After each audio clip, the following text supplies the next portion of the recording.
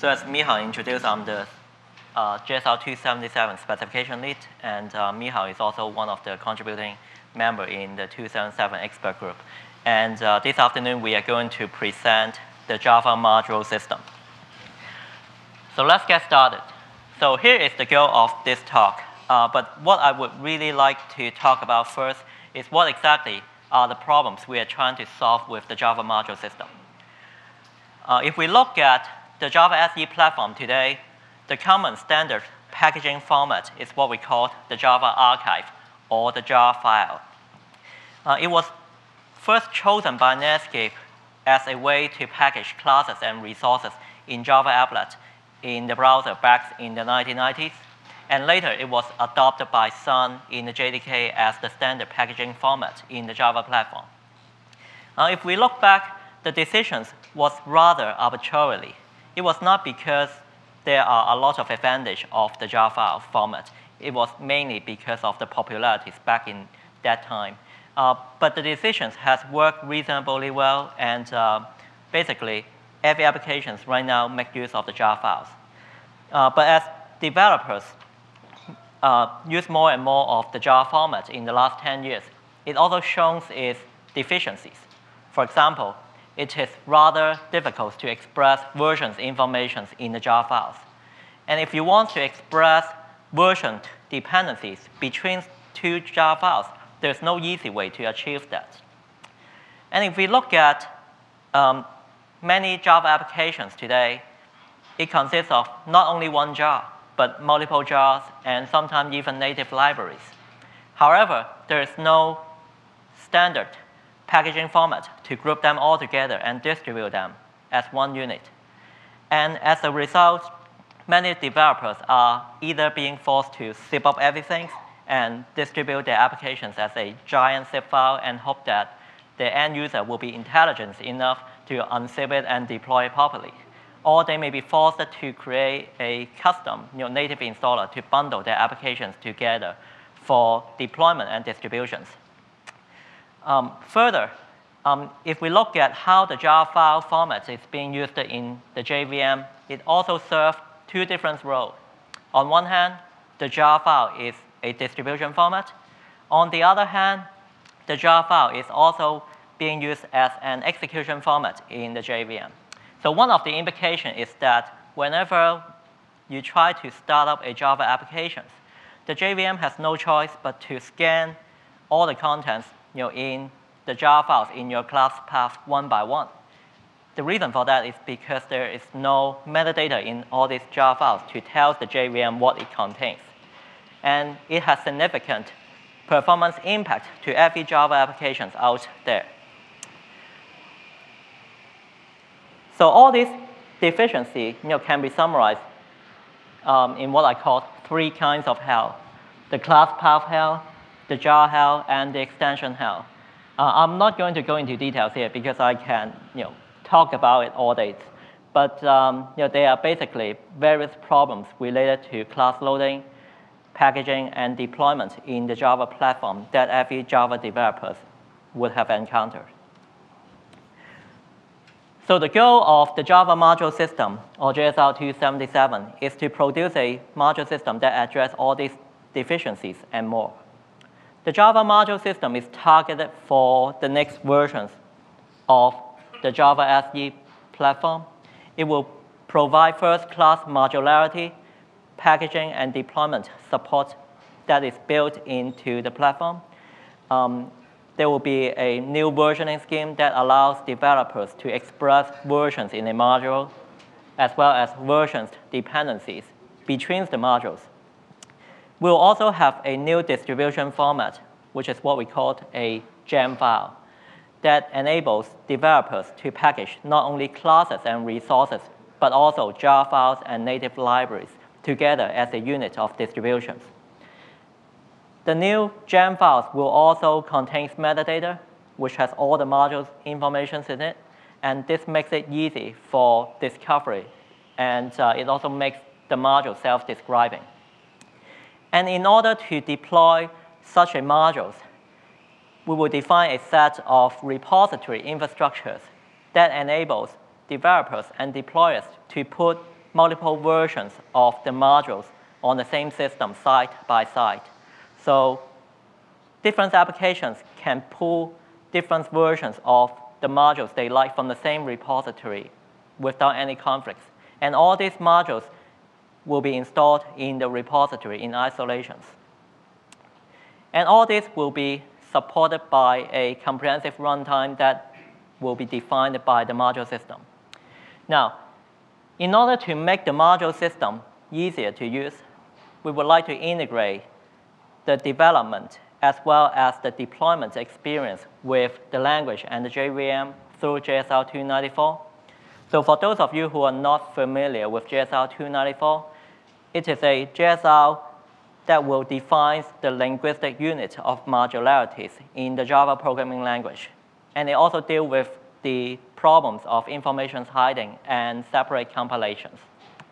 So going forward, developers will be able to write a module directly in the Java programming language, compile it, and turn it and package all the classes and resources, etc., together into a deployment unit that can be used by the module system. We would also like to integrate the module system with the classes libraries in the Java SE platform, as well as the JDK tools. So in the future, you will be able to leverage the functionalities and features in the module system transparently from your program when you make API call and things like that in the Java SE platform. We also plan to make a set of reflective APIs available for programmers to use. What that means is that all the key abstractions in the module system, such as modules, modules definitions, repository, etc., they will all surface at the API level. So you will be able to make use of those APIs to build something very powerful in your program. The architectures of the module system is also designed to be pluggable and extensible. So let me explain this a little bit. What this means is that third parties may provide their own custom repository implementations using whatever backend or underlying storage model they like and plug that into the module system for it to be used. So third parties can add values to the module system this way. And also, the architecture is extensible. So some of the existing module systems, such as NetBeans, OSGI, etc., they can also plug into this framework and expose their modules directly as a JSR 277 modules for interoperabilities. And I'll talk about this later. And obviously, there are many existing systems out there that are solving something similar to what we are trying to do. For example, .NET, OSGI, NetBeans, Maven, Ivy, etc. So in order to learn from the experience of all these existing systems, we have a fairly large expert group, which currently consists of 20 people from various companies and developers in the industry. So we hope that we can draw from their experience so we can build a better module system. Now, let's go into more details a little bit. But before we get there, so let me try to clarify two distinct concepts when we talk about modules. On one hand, there is a concept of modules for development. On the other hand, there's also a concept of modules for deployment. So let's talk about modules for development, or the development module first. So the development modules is basically a unit of linguistic modularities. And developers would typically write such a modules using the new super package construct that will be defined in JSR 294. And when you compile it and try to load such a modules into the JVM will make use of the information in the development modules to enforce the modules level access control. On the other hand, deployment modules is very different. As its name indicates, it is all about deployment. It is a unit of reuse, versioning, and packaging. And it also consists of metadata, which makes the module self-describing. And in order to deploy such a module, you will use the repository infrastructure in the module system. So potentially, you can make use of this infrastructure for site-by-site deployment. And there will also be extensive tools and library support for the deployment modules. So you may ask, what exactly is the relationship between a development modules and a deployment modules? So developers would typically write the modules using the new super package construct, and they will compile it and turn it into various kinds of artifacts. And one of the artifacts is the metadata for the deployment modules. So developers can simply package the metadata along with the classes, resources, and other things together into a deployment modules for distributions. Now let's look at an example of what a development modules looks like. So in this case, I have a com.sun.my modules that is declared using the new super package construct. And inside modules, it is typical to have public API as well as implementation classes. And both of them belong to the modules as the members. So I could use the member package keyword to declare what exactly are the classes that belongs to be part of the modules membership. And even I have the public API and the implementation classes, developers normally only want the public APIs to be visible and accessible outside the modules. And to do that, you can use the export mechanisms to specify in the construct. And it is also not uncommon to have modules that depends on other modules. And to express such a dependency, you could use the import mechanisms to declare it in the construct as well. And notice that the import in the example is currently being highlighted. And the reason for that is because the import mechanism is currently not defined in the JSR 294 specifications right now. And this is something that we will still need to sort it out with the expert group. Now, if you look at the modules information that is specified in the super package construct, it has the module's name, the membership, export, import, etc. I mean, they are pretty simple and easy to specify. But what happens if I want to specify something like the versions of the modules or the resources that I would like to make visible and accessible from the module class loader, etc. Now, to do that, JSR 277 will provide a set of annotations for developers to use.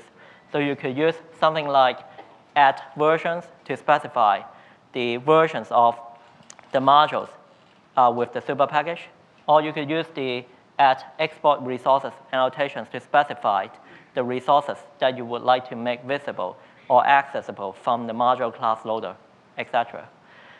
So one question you may have is that, so how come some of the modules information is specified directly in the language construct, while some of the other information are specified using the annotations?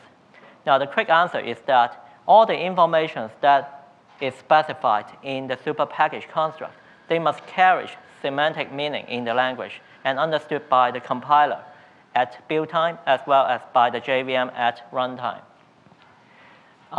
While the information specified in the annotations, they carry no semantic meanings.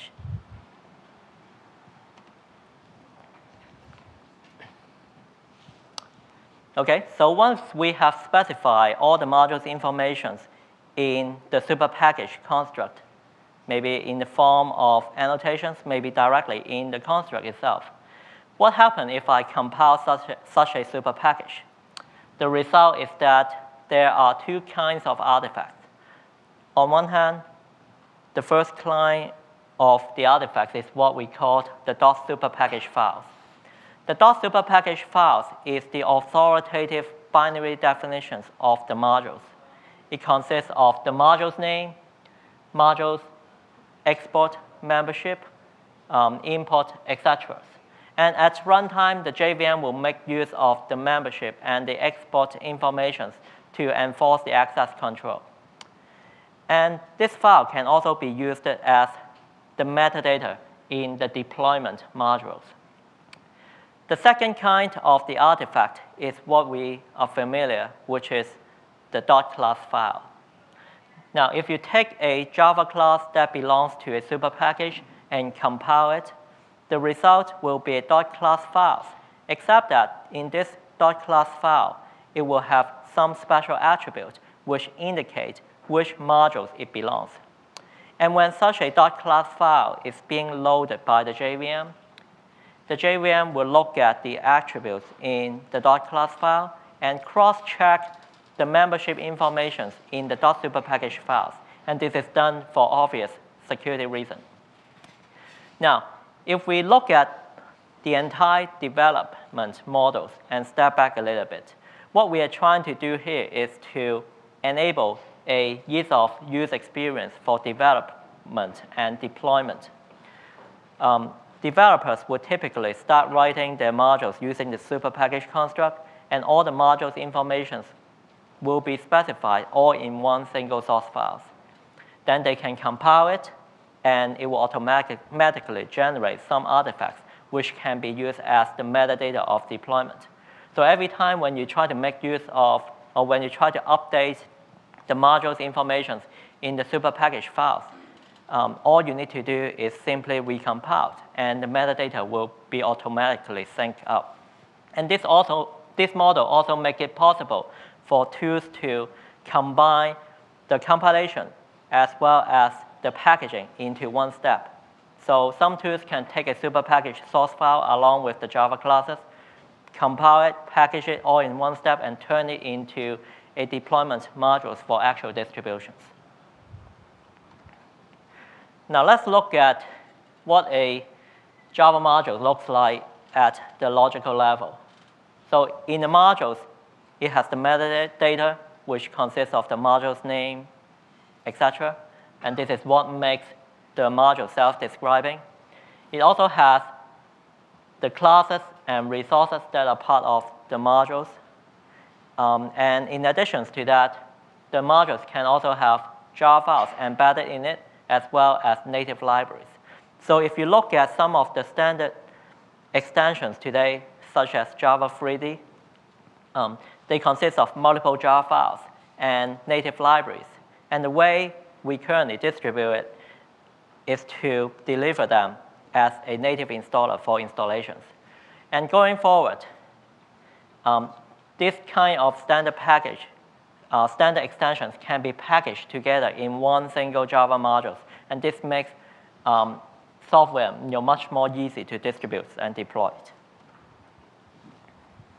Now let's look at some of the information in the module's metadata in more details.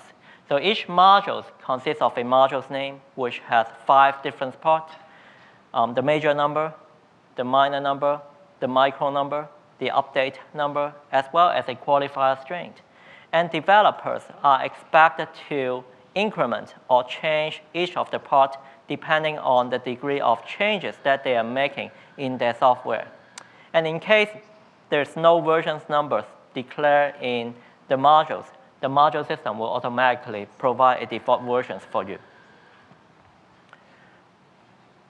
Now, as I said, a module typically consists of public API as well as implementation classes. Now, to make the public API accessible and visible outside the modules, you could use the export mechanisms. And there are 2 notions of export that we support in the module system. The first notion is export classes. And to declare that, you could simply use the export keyword in the super package construct. And this will be recognized and supported by the compiler as well as by the JVM at runtime. So when you try to compile certain classes that are modules private in some other modules, the compiler can make use of the export information and catch these kinds of errors. Now, the second notion of export is what we call export resources.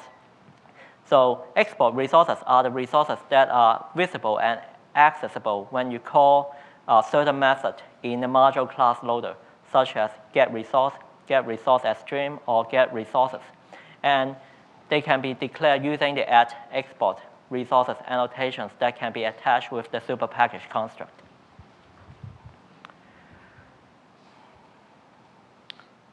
Now, we have just talked about export. So how about import? Now, import is the mechanism that allows developers to express dependencies between modules. And the dependency is basically expressed using a module name. So in the first example, the XML modules simply import the SOAP modules. And at runtime, the module system would interpret it as importing the highest versions of the SOAP modules available from the repository. So what happens if I don't want the highest versions? And in this case, you can express it in the second example using the @versions constraint by specifying the versioning requirements that you want, and the module system will be able to honor that. And the import can also be made optional, as well as in some cases, you may also want to re-export the imported modules from your modules as well. And they are all supported by the module system. I have a question. On the previous slide, re-export. Why is that an annotation? Does it have no semantic effect? At this point, yes. Currently, it does not have semantic meaning. But this is something that we're still working on with the expert group to find that out. Yeah, so why is the re-export carry no semantic meaning? Yeah, and as I said, this is currently just what we have defined in the 277 specifications, and this is something that we will still need to work with the 294 expert group to figure out what the right semantic meaning should be in the language. Okay. Now, I've just talked about how you would write a module using the super package construct and generate it and turn it into some modules metadata. And once you have that, then you can package the metadata along with classes, resources, maybe even jar files or native libraries, and group them together into a distribution format for actual deployment. Now, the module system defined a distribution format, which is what we call the gem files. The gem file is basically based on the popular jar file format, except that it has metadata as well as it has the abilities to carry jar files and native libraries. And because the format is based on the jar format, the gem files can be digitally signed using jar signers, as well as verified in similar way. It can also be further compressed with PAC200.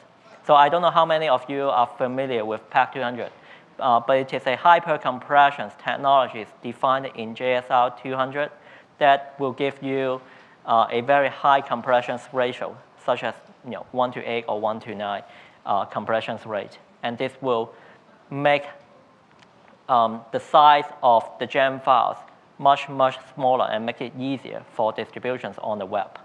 And the module system will have built-in support for PAC200.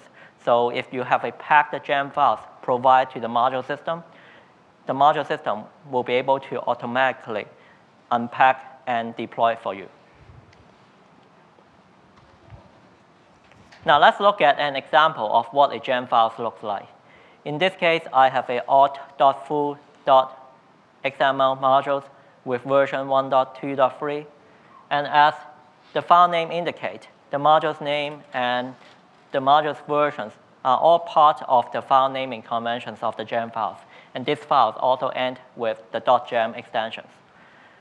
Now, if we look at the content of the gem files, you may find something more interesting.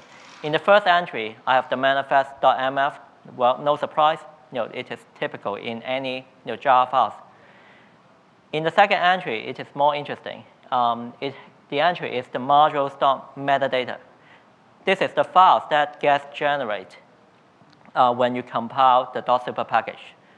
And this is also the metadata that makes the entire gem file self-describing. And inside the gem files, as you can see in the next few entries, I could also put native libraries and jar files, and they're all being stored in some special locations. And for the rest of the classes and resources, they are simply stored at the root of the gem file, which is similar to how classes and resources are being stored in the jar format today. Now, once you have packaged everything together as a gem file, you can now distribute it to other systems and deploy it. And the way to do that is through the repository mechanisms. And I'm now handing over to Michal to talk about that. Thank you, Stanley. So you already heard from Stanley the rationale and motivation for having repositories. But let me just quickly recap what are the benefits of this new mechanism. So a repository is the black box implementation of how modules are stored on a system. And they basically follow a standard API developed by the module system. And there are multiple benefits of this. First of all, you can store multiple versions of the same module in a repository or across multiple repositories. And you can implement an algorithm that I'll describe later that basically chooses which of the versions is being used to satisfy which import. But furthermore, this is a mechanism that we will use to make it possible for other module systems to be plugged into the JSR 277 module system. So one might imagine a repository that helps the NetBeans or OSGI module systems be implemented and deployed side by side with the rest of the module system. But another benefit that hasn't been mentioned yet is that because the implementation is a black box, you can imagine whatever optimizations and implementation of actual storage as you wish. So you could have some database backend or whatever you want that can be just a custom implementation of a repository. And all this will be supported by the module system. So with all this flexibility, you might already imagine that there will be multiple repositories present on the system at the same time. And some of them, of course, we cannot even envision exactly what they would be. But let me give you a few examples of those that we already know will probably be present on many systems. And I will describe roughly the differences between them. So the Bootstrap repository is the first one that you will see everywhere. This is the most privileged repository that contains all the core packages from the Java ISE platform. So any package that starts with Java . Has to be stored in this repository. It is not considered secure to store it in another repository. There will be multiple kinds of global repositories. We envision, for example, there could be one system-wide global repository that would be under control of the administrator, in which some modules can be stored and can be used by various users. It can be also a global per-user repository that can be used by multiple applications of the same user only, and no other users will be impacted. An application repository is the one that will be created automatically by the system if you want to quickly deploy an application that wasn't actually installed in any of the repositories. It will be created on the fly at application startup, and it will have all the right properties of repositories. The last two kinds you can see on my slide, the local and URL repositories, are a little bit different than the previous ones in the sense that they make it easier to share and to deploy modules. In the local repository, you can basically drop a module file into some chosen directory. It's called the module interchange directory, and it will just be picked up from there. So what follows is that, first of all, of course, it's easier to deploy, but also some optimizations that are possible because you know exactly what is installed will not be so easy to do in this repository. This is also the one that can be used to share modules across multiple JREs that you may have implemented on your system, because there's one central directory that will be basically specified as the base of this repository. A URL repository is similar, but it's further optimized for network downloads that may potentially go over low bandwidth connections. And there will be a way to quickly get the metadata without downloading the whole jump file. Enough of the metadata to resolve the imports and to reason about what is actually in the module. So all this leads me to this optimization bullet at the bottom. We don't know exactly what will be implemented, but given this mechanism, you can imagine that many operations that are today performed at runtime can be actually done earlier.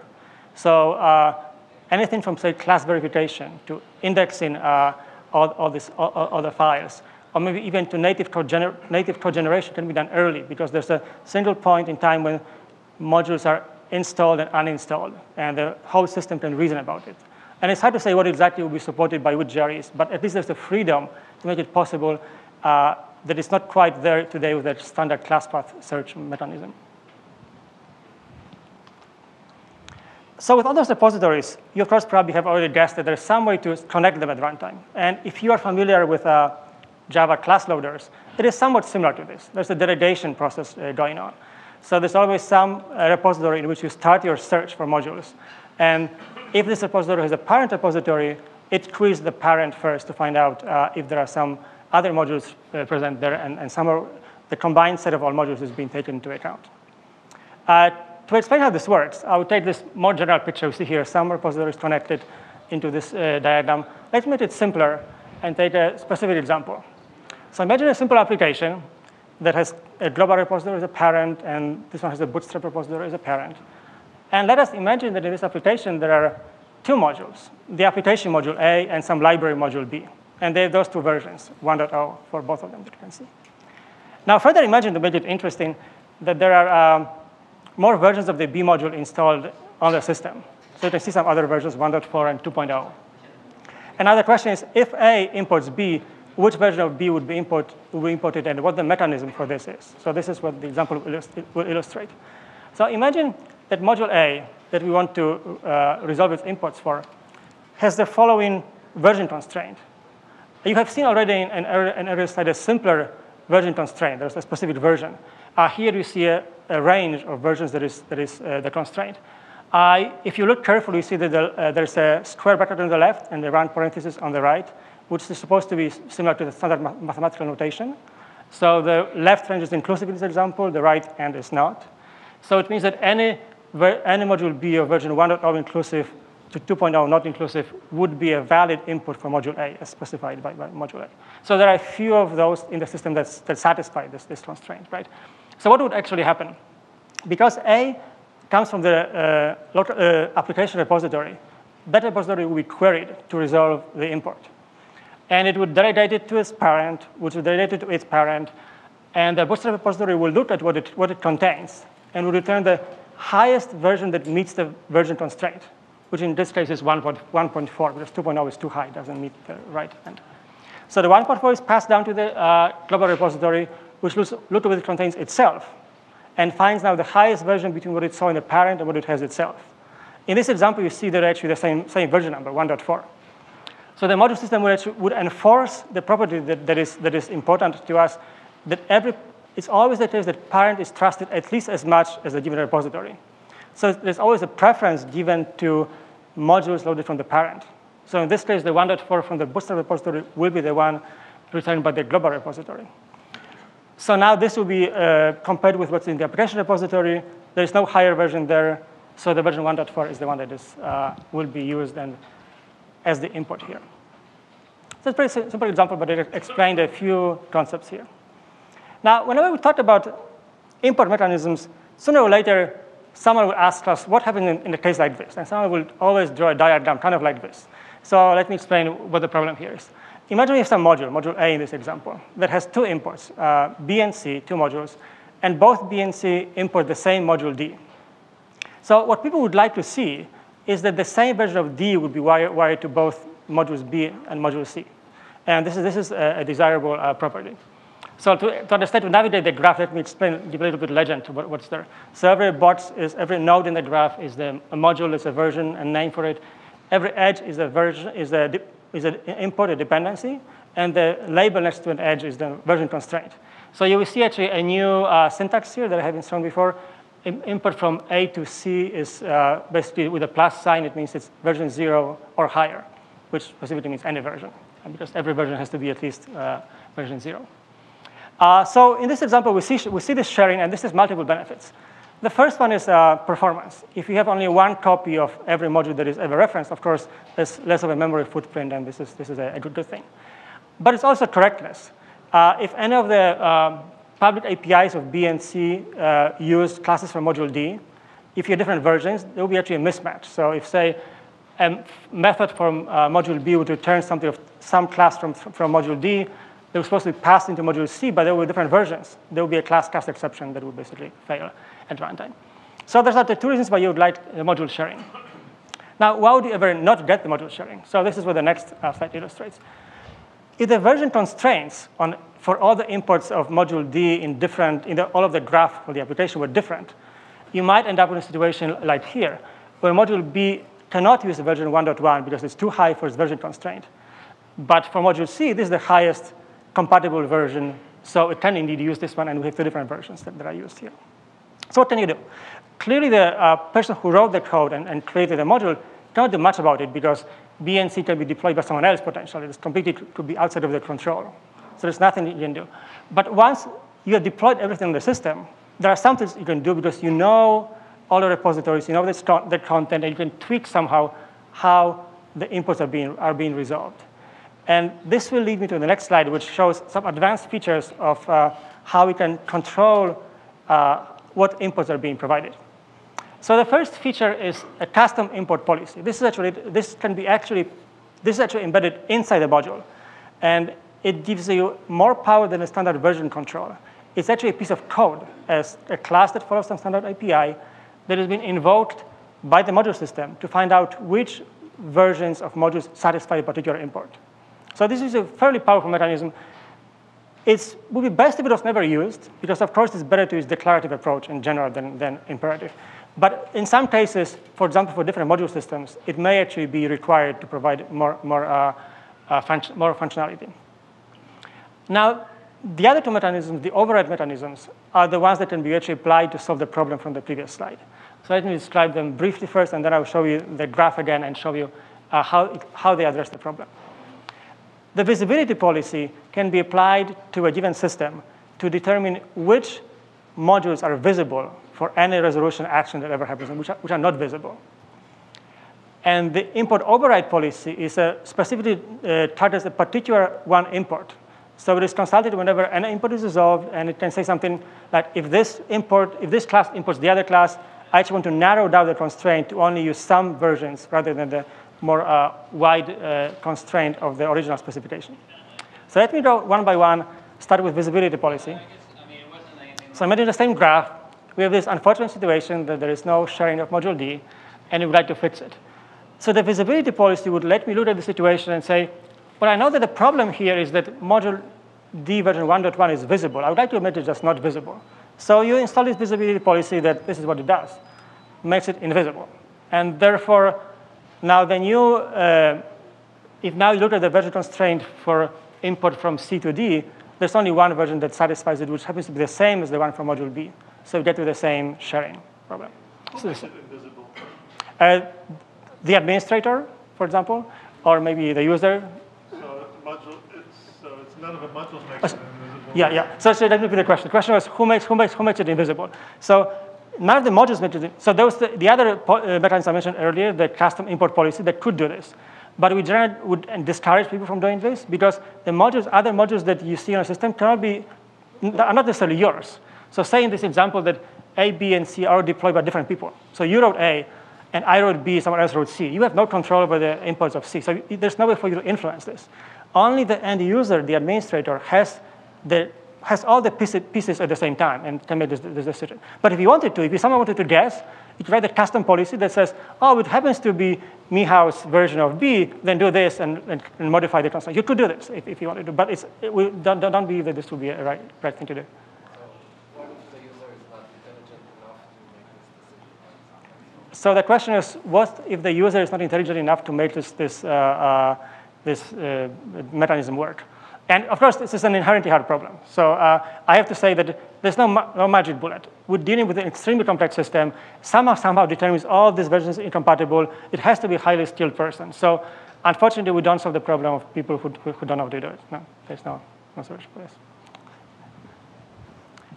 So the next mechanism is this import override, which is a little bit different in the sense that module D version 1.1 is still visible in the system for some other applications, perhaps, that want to use it. But we know that this particular application cannot deal with this. So we just attack this one import from module C to D. And this override says, well, let's narrow down the version constraint so that now it's 1.0 to 1.1, and therefore will not use 1.1, even though it is still visible for other applications. And it has the same property as before. It's only for advanced users, but that's why my slide was called advanced mechanisms. We don't anticipate that an average user would be able to use this. But there are very complex systems in practice that people do demand this kind of power, and we had specific requests from some companies that would like to have this ability, and they basically couldn't live without some mechanism like this. So it is provided. It is provided by many other module systems as well, some way of overriding what's in the module system, and it has been used in practice often. Do you have a follow-up question? Well, the way you've defined it, it makes it impossible for a module to ever rely on version above 1.0 of another module. I mean, this problem keeps coming up every 5 years. Yeah, so it's an inherent hair problem. So I don't think we claim that this somehow solves everything. But so what specifically would you suggest? It really doesn't solve anything. No, it does solve the whole situation. Assume that you are a consultant, highly paid person who would like to fix an application that doesn't work on some system. Now you have a mechanism to make it happen. You just you learn how to write those policies, and you can write them and deploy them and make the application work. There's some standardized way of doing this. And I'm not saying that it's easy, but at least it is possible. Look at it from a point of view of the person who writes module C. A new version, let's say 1.2 of module D comes out. Right. Module C wants to use 1.2 of D, but he can never use it because yeah, that's true. Right. If he relies on 1.2 of D, then he'll get the duplication of the poor user's machine who also has D. No, and it's saying that, okay, the user's not going to hire a consultant to fix it for them. No. So the question, to repeat for people who don't hear the question, is that if the person who wrote module C would actually like to use a higher version of module D, so 1.2, that becomes available, there's no way here to use it. So my answer to this is that in this particular scheme, that is true. But there are ways to solve it. So for example, module B could be deployed with a higher version that can handle higher versions of D, or some such thing could happen. C has no that's absolutely true. That is true. But I don't think it's a way to solve it. Maybe because I kind of tight on time, let's maybe take it offline and discuss it more. But I admit that we have not solved all we don't provide a solution that would make some magic happen. This is an inherently hard problem. If you have some, by the way, suggestions how to fix it, we're still probably open to changes. We would love to hear them. So now briefly about life cycles. So there are two kinds of life cycle I would like to mention in this talk. One's for repositories. It's very simple. You can initialize one, and then you can shut it down. And there's support for this. We define what happens when you shut down the repository, and some of its modules are in use, and it's all defined. And then for modules, what happens for module? So the modules have to be first found in this resolution process. This is what I described in the previous slides. How you decide which version is being used for an import. After resolution happens, there's this process called validation. There are actually two kinds of validations that we define, the shallow and deep one. The shallow one is always run, and it's required for correctness. And all it looks at is the metadata of the module. And it looks whether there is, for every module, looking at all its imports, if there's exactly one class provided for every class that is required by this module. If it's either 0 or more than 1, then there's an error, and you cannot use the particular import. Deep validation does more checks, and I don't want to go into details, but it's expensive enough that we anticipate it will be used for debugging only, not in a normal use. Then, if everything is all right, module is in the ready state, and can go into error state, as you can imagine, if something goes wrong on the way. So now at runtime, what happens at runtime? So typically, you would see a one-to-one correspondence in the implementation between a module and a class loader. This is needed to have basically separate namespaces in a way for classes of the same name otherwise. And you see here some graph of class loaders, how they're connected. And if you have used class loaders in the past, you probably would see something wrong here, because in today's model, there is no way to have cycles in the class loader delegation system. But we'll leverage the new support for class loaders that will be available in Java 7. And we do require this for modules, because modules do have cyclic dependencies. And the shallow validation I mentioned in the previous slide is actually key to making this work, because we know that for every import, we already validated it. There's exactly one class provided by one of the imports that satisfies this particular reference. We know that this will always resolve in a finite time, and it can be implemented relatively efficiently.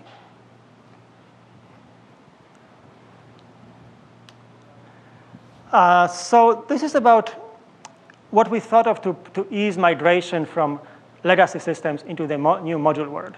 There are two special modules that are automatically being created by the system. Automatically will be the wrong word, but Java, it can be expected to always exist. Java.se is the module that contains all the existing core SE packages.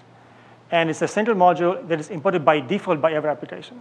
So if you don't change a single line of code in an application, you will still see everything you were able to see in the past. It is, by the way, we do anticipate that the SE core platform will be further modularized into finer grained modules, and there will be a way to rely only on a subset of SE. But if you don't do anything specific, you will import this big module that potentially imports many smaller ones and re-export all of them. So you will see all of the SE platform. You don't really mean all the public ones, like the sun.misc stuff shouldn't be exported. They probably would for compatibility, right? But in the long, so the question was, would you see things from Chrome.sun and this kind of stuff? And probably initially they would, and the long-term path would like to maybe get away from this. And the other module is the Java class path module, which is automatically created, and everything that's on the class path at the time of the application start will be automatically added to this module. So again, without having to do anything special, if you just want to use access legacy code easily, you can do it via this mechanism. So this concludes the main part of the talk, and I will now let Stanley finish by saying what's the current status and make a few final comments. Okay. Okay, so I hope we have provided enough information for you to understand the high level of the Java module system. So what is the current status of JSR 277? The early draft review have already been published, and it is available today. If you're interested, you can go to the JCP website to download it. And since it has been published, we have received many valuable feedback from people in the Java communities. So we have been working on the revised specifications in the expert group, and it is currently under review and discussions inside the expert group mailing list. And we hope that we will be able to make these versions of the specification available later this year. Now, one issues that we are going to tackle in the next few months in the expert group is the issues around interoperabilities with JSR 291 or OSGI. The goal here is to provide some kinds of interoperabilities to allow JSR 277 modules to make effective use of the OSGI modules or vice versa. However, the design and the constraint in JSR 277, the Java module system, as well as the JSR 291, the OSGI module system, they are different. So what we are trying to achieve here is not perfect interoperability, but we would like to achieve a degree of interoperability with minimum restrictions. What is OSGI? OSGI is a modularity framework defined by the OSGI Alliance, and it currently also runs on the Java platforms. So just another module? Yes. Okay. So how exactly do we get there in terms of interoperability solutions? So we plan to develop an interoperability proposals in the JSR 277 expert group in the next few months. Then we will throw that proposals to the 291 expert group for review and discussions. And there are many implementation options currently under considerations, and we are still exploring all the options that we have.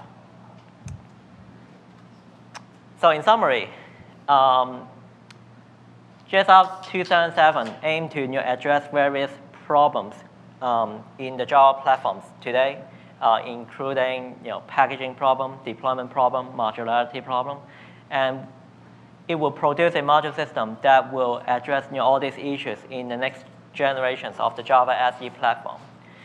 It will provide first-class modularity, packaging, and deployment support that are built into the underlying platforms. And it will also provide a seamless end-to-end development and deployment experience by integrating it with the language and the VM through JSR 294, which is the super package JSR. We also plan to integrate seamlessly with the classes libraries in the existing platforms and the JDK tools, so you can make use of the features and functionalities in the module system transparently in your applications. And we are also trying to design the architectures to be pluggable and extensible, so third parties can provide their own custom repository implementations on top of the modules system to add values. Or other existing module systems such as NetBeans, OSGI, etc. They can also plug into this framework to expose their modules as a JSR 277 modules for interoperabilities. And hopefully, the class path hell, the jar hell, and the extension hell will finally go away. And if you are interested in more information, you can check out the early draft specifications. It is currently available on JCP website. One thing to notice is that all the contents that we cover today in these presentations is based on the revised specifications that is not currently available. So when you check out the early draft specifications, you may see a huge difference between them, just to give you a heads up. And if you're interested in observing the expert group discussions, you can subscribe to the mailing list. And if you are interested in the super package, language JSR, there is currently a strawman proposal available that you can check it out, and you can also be a subscriber to the EG mailing list as well. And lastly, at Java 1, 1 or 2 weeks ago, Sun has announced that we will make the reference implementations of JSR 277 as well as JSR 294 available in open source form later this year. And we have currently set up a project on the OpenJDK website, and the source code will be available in the next few months. So if you're interested, you can keep track of all the status and changes from the OpenJDK project.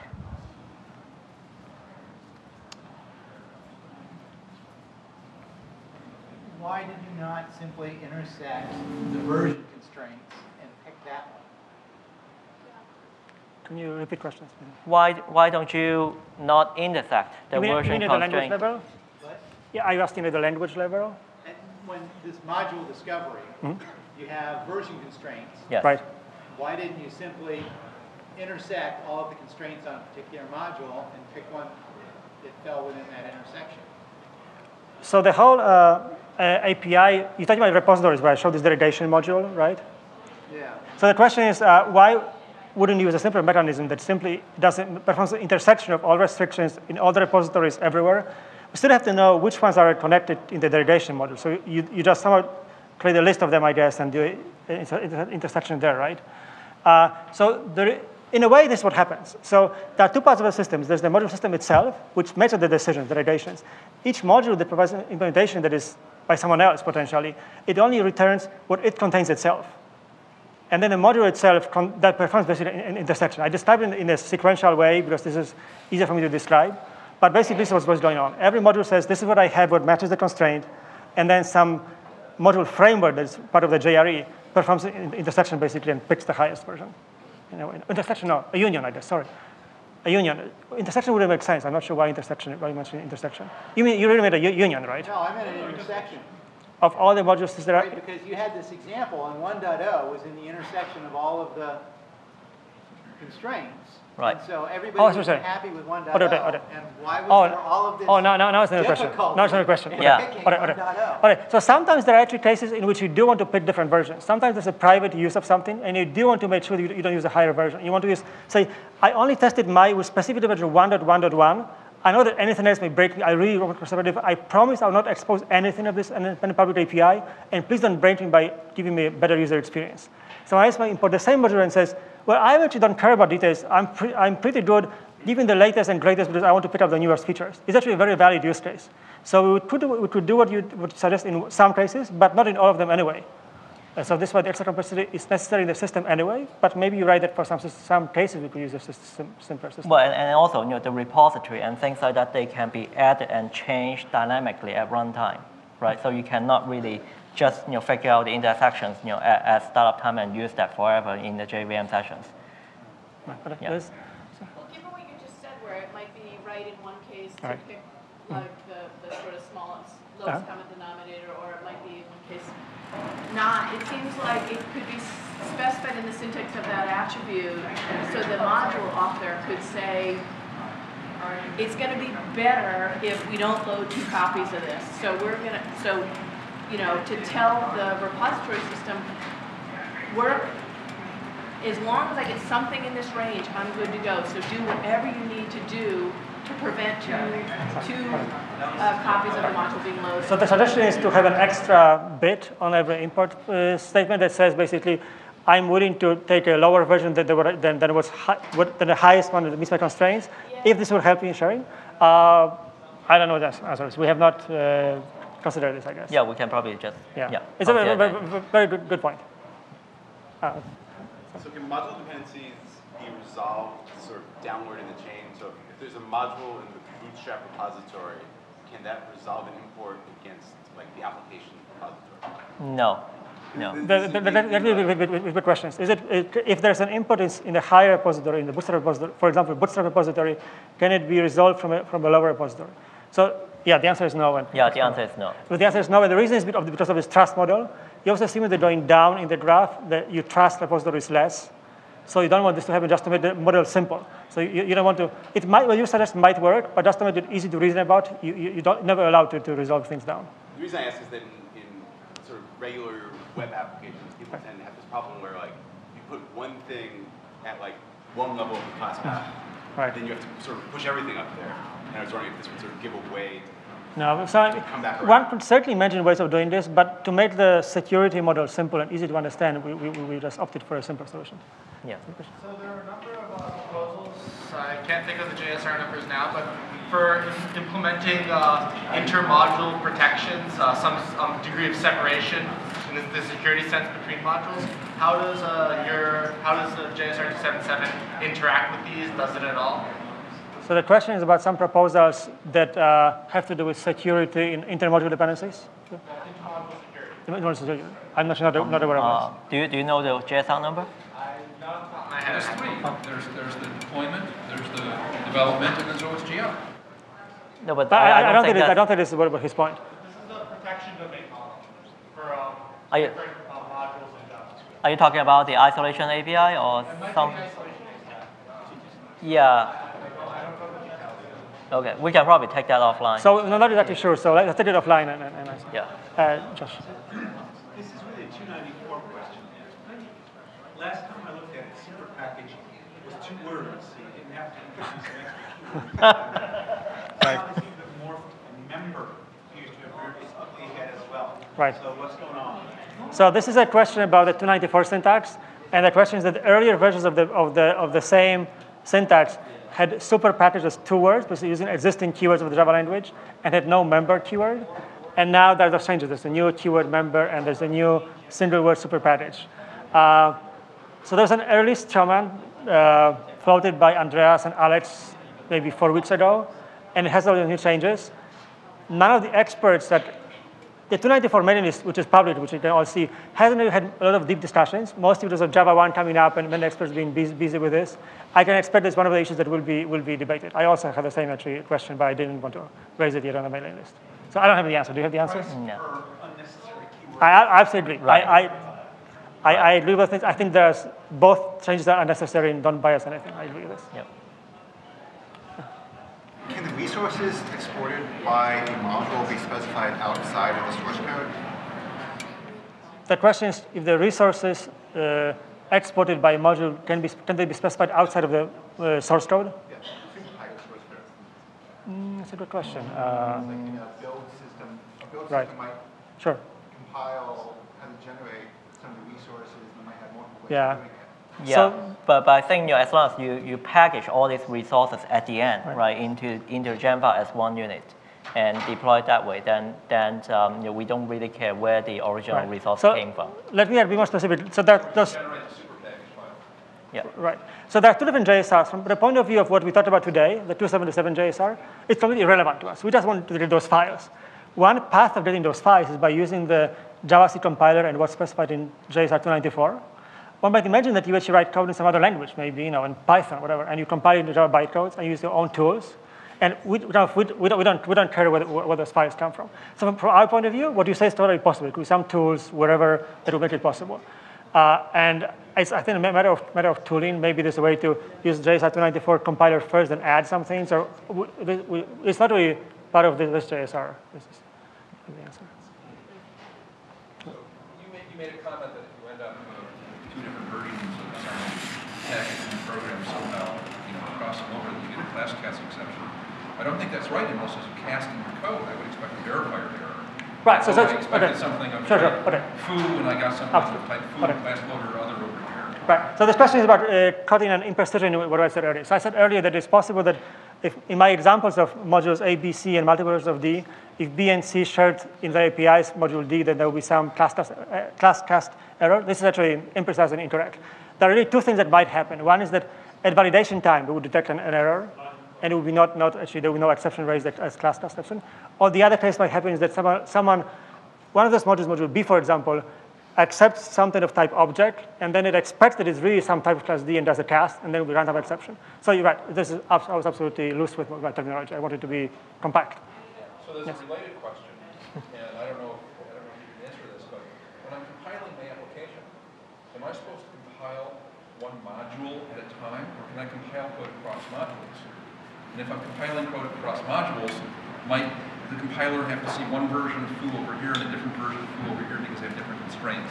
Right. So the question is, what happens if I compile across different modules, and because there are different version constraints, I would see different versions? So the answer is that from the JSR 294 point of view, versioning doesn't really exist.